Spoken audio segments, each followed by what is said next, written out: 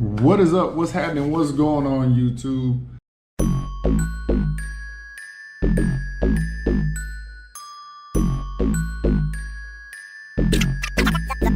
The mechanics.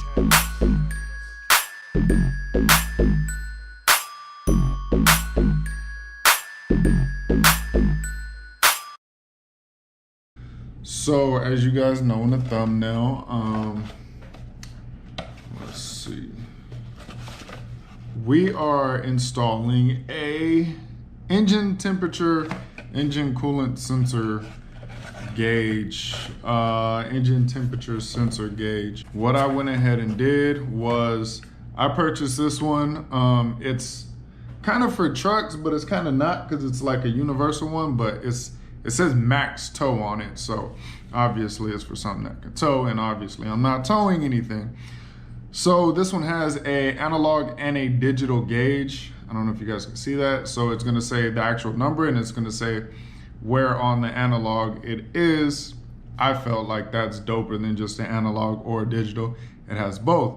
Okay, so I also purchased this glow shift gauge bezel that goes around your cluster.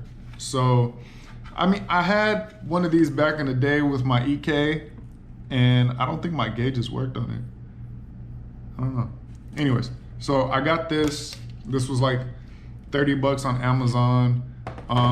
This was like 70 bucks on Amazon. Okay, so check this out. So it's a fairly easy process, and this is stupid why I've had this for like 2 weeks and have not yet done it. This is your sensor right here. And here's the connector for it. Nice, sleek, clean looking. And that plugs into this plug, which is gonna give you, okay, so this plug has 4 wires. You got your ground, you got your dimmer, you got your constant 12 volt source, and then your ignition 12 volt source. So when your ignition turns on, that guy comes on. I'm not gonna be doing the dimmer, so who cares? Although I might need to. I don't even know if my car has a dimmer. And then this one is self-explanatory. You plug this to the back of your gauge, and then this clicks into the actual sensor itself. Boom, bow, bing, and then you're done with this one. So basically 3 wires and plug that up. Now, why have I not done this yet? Because I've been procrastinating. Oh, some of you that don't know, I had contracted the COVID virus. So I was down for, I think 2.5 weeks. 2.5, maybe 3 weeks. So I'm just now getting back, you know, my bearings, trying to move how I was before, say. So, you know what I'm saying? Okay, so most people, when they do their engine temperature gauge, they have their upper radiator hose, and then there's this this adapter that goes in the middle of the hose. You cut the hose in half, and you put that adapter in between, and then your gauge, your sensor actually plugs into that, and it's real self-explanatory. Okay, so now the process that I'm actually doing, I did not want the adapter in the middle of the hose, the top upper radiator hose. I think that's kind of, I'm not gonna say tacky, but I think that's kind of, it's not what I'm going for. I want a more sleeker, clean look. Cheat code of the day. This right here is an OBD0 upper radiator hose housing. It comes from the DA Integras and I think the OBD1. So this actual particular one, I think, came off of a OBD1. It has a PR4-1, and I think that's the B18 that came out of the OBD1 Integras. They have a bleeder valve that's at the highest point. So when it fits on, I think it fits on like this. Yeah, this would be your bleeder valve, and this would be the highest point in your cooling system.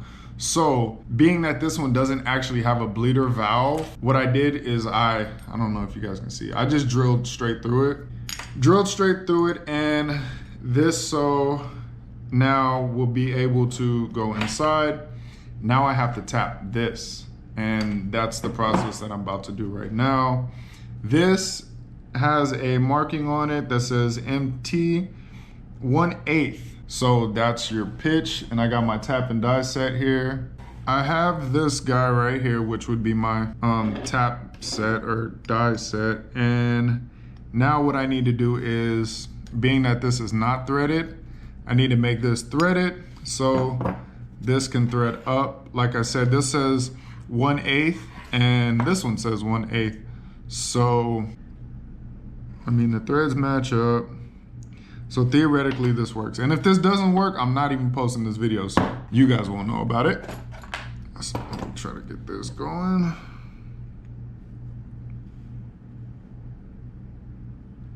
A few moments later. Basically what we got here is tapped for this fitting 1/8 and then Teflon tape, and I got the fitting in, and then that's how much it pokes out. Let's see, there we go. That's how much it pokes out.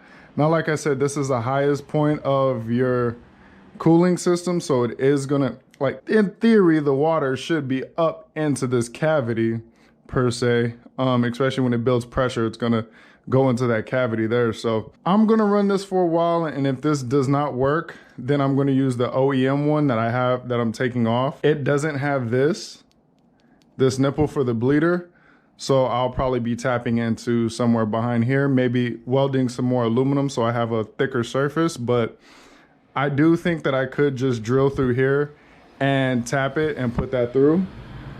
Either way, we're gonna go ahead and get cracking on this. Time around, I found my silicone from my last job. Not the cleanest bead or whatever, but you know, it's gonna seal perfectly fine. So you gotta let it tack up for a little bit.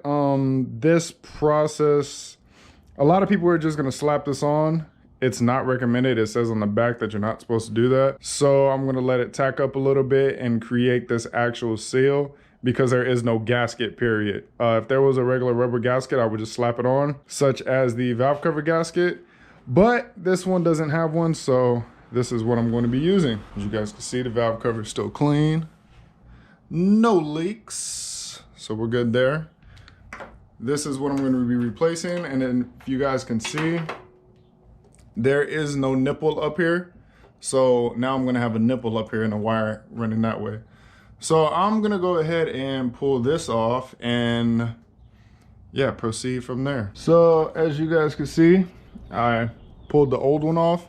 Now the old one sits like this. Like I said, there's no bleeder valve on top. In theory, if I wasn't running this hose right here, I could pull that out and then tap this, and then I would have a sufficient area right there. But I'm still using this hose, and it goes somewhere behind the throttle body. I do want to point out how goddamn clean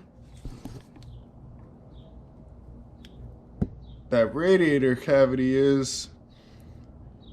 No rust. Very proud of that.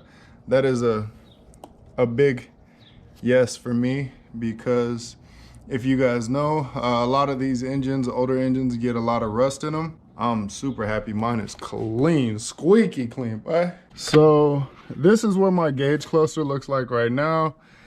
Stock. This is the, I want to say European, nope, SARG, I don't know, something. Anyways, it's in kilometers. I don't know if you guys can see it. It's in kilometers. Everything works.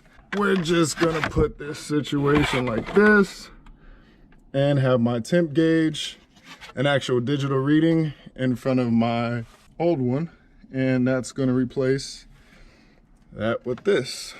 Wow. Basically, this is what we have.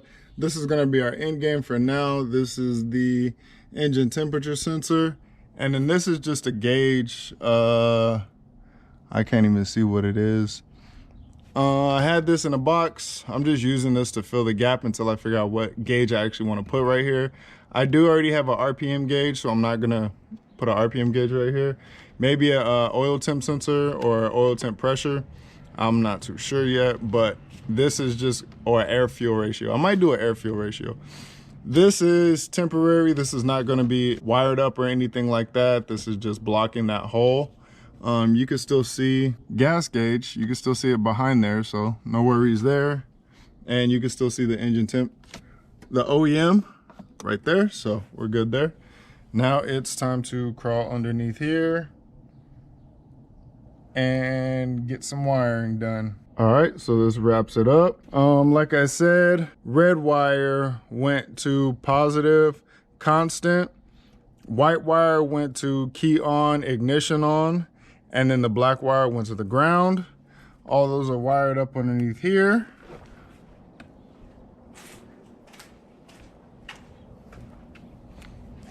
This is how we're looking for the sensor. I was gonna run it up this way, but I decided to run it underneath instead. That goes through the firewall. That's all you're gonna see, basically. Need to still put coolant in it. I just put it back on after it got tacked up. And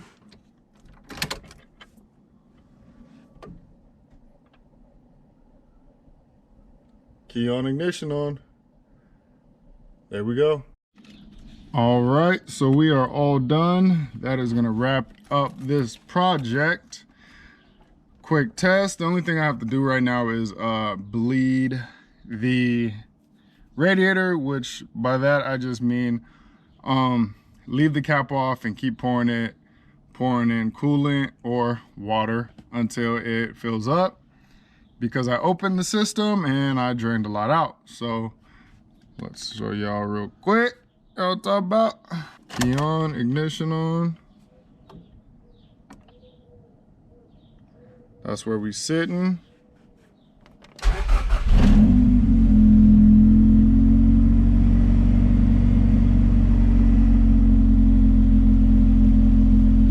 Engine temperature is at 102.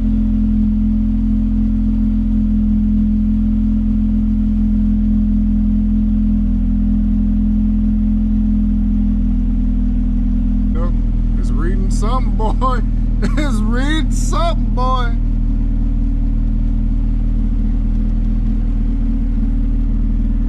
So obviously it's working, it's doing what it needs to do. I just need to bleed the system and make sure that there is no air pockets or no air bubbles in the system. Other than that, it's rising as we speak. So I do want to say that this has been a successful project, unlike most of them. I procrastinated like I normally do, but I definitely got it done. So shouts out to me. Step by step, if you need to figure out how to do it, I mean, basically it's real simple, it's real easy, and it's real useful. I live in Arizona.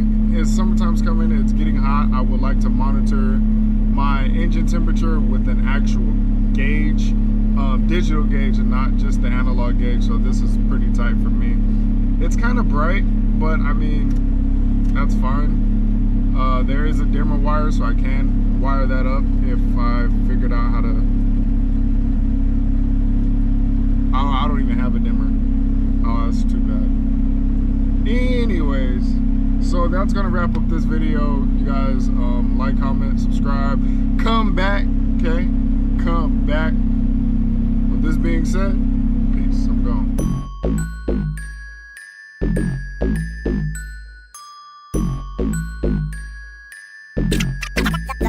The mechanics.